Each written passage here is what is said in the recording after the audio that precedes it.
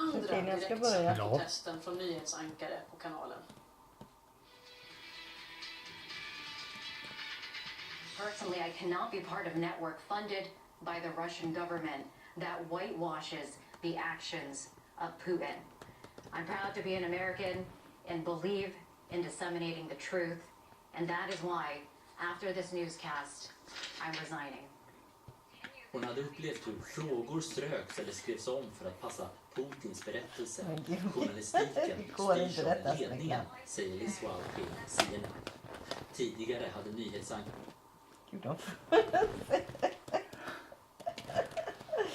Nej! Hon kommer att raspa sönder det.